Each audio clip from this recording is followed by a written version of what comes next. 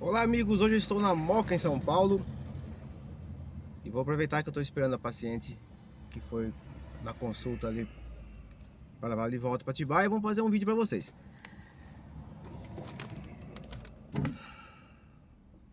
Sabe qual que é a maior forma ou a melhor forma de conhecer a Deus? Não é fazendo teologia. O apóstolo João disse: quem ama o próximo é nascido de Deus e conhece a Deus. Mas quem não ama não conhece a Deus, porque Deus é amor. Então muita gente discute se Deus é três, se é um, e discute trindade, discute religião, mas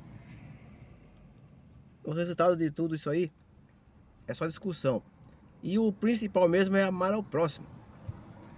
Mas vamos conhecer um pouquinho mais a Deus, pelo menos o que a Bíblia fala dele. Tem gente que acha difícil entender que Deus seja três, ou se divida em três, como é que é esse negócio? Deus é um só. E tem gente que fala que a Trindade é uma doutrina católica. Não é uma doutrina católica, é uma doutrina bíblica. E a palavra Trindade não aparece na Bíblia, não. Mas o Pai, o Filho e o Espírito Santo aparece. Então a palavra Trindade é só um apelido dado a isso. Mas olha, eu quero resumir para vocês uma coisa assim. Se vocês acham difícil entender que Deus pode se manifestar de três formas diferentes, imagine então lá em Apocalipse de Deus. E aí? Aí Deus não é só três, é sete.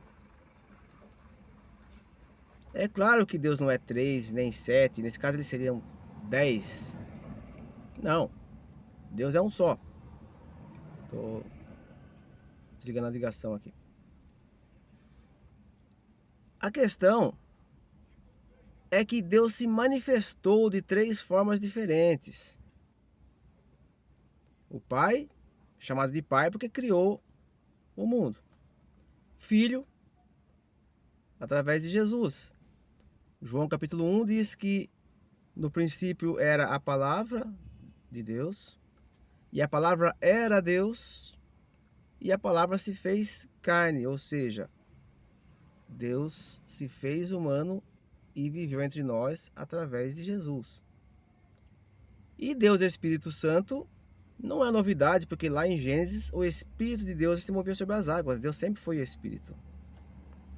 Então, como João também diz, se não me engano, no versículo capítulo 5, verso 7, que o Pai, o Filho e o Espírito Santo são um. Jesus também disse: eu e o Pai somos um.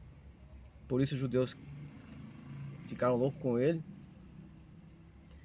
Jesus também falou que ia voltar enviando o Espírito Santo, ou seja, o Espírito Santo é ele também.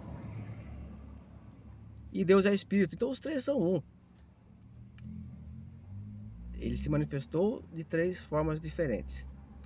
E isso não é novidade, como eu falei, tem os 7 Espíritos de Deus em Apocalipse. Deus se manifestou até numa sarça ardente lá, quando falou com Moisés. O Espírito Santo se manifestou como um pombo quando desceu sobre Jesus no batismo. É Deus que opera tudo em todos. E os 7 Espíritos de Deus? O que seria isso? Isso é simbólico. Apocalipse é tudo simbólico. Não tem como dividir Deus em 7 partes. Pode dizer que seja, que tem a ver com o caráter de Deus, características de Deus. A gente tem nossos lados, né? Tem o lado profissional, o lado sentimental, o lado artístico. Então naquele cubo mágico. O cubo mágico tem 6 lados, cada um de uma cor, uma peça só. Você põe a cor que você quer, depende do momento. E esses 7 Espíritos de Deus talvez tenha a ver com o que? Deus é amor, mas Deus também é juiz. Deus é vingador de quem faz o mal. Deus é misericordioso de quem, para quem busca a misericórdia dele, para quem é misericordioso também.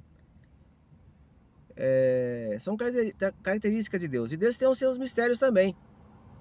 Tem um lado misterioso de Deus que ninguém vai nunca entender. Tem coisas que acontecem na vida que você fala, por que Deus permitiu isso? A gente não vai entender, não adianta.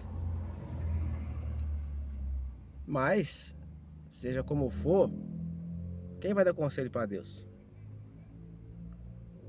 Deus sem a gente continua sendo Deus. E a gente sem ele não é nada. Então entenda, Deus se manifesta de várias formas, mas é um só. E até o Espírito Santo que habita em nós é parte do próprio Deus. Então não é nada difícil aceitar que Deus se divida em três partes, ou que ele se manifeste, melhor dizendo, de três formas diferentes. Deus não pode se dividir, desculpa. Deus se manifesta de formas diferentes.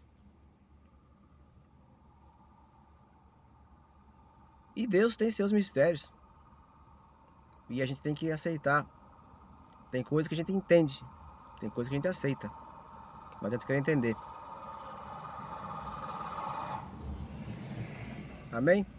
Mas voltando ao princípio, a melhor forma de conhecer a Deus é amando o próximo, ao próximo. E como Jesus ensina, Mateus 25, 32 em diante, tudo que você faz para o próximo, está fazendo para ele, e isso vai levar em conta no dia do juízo.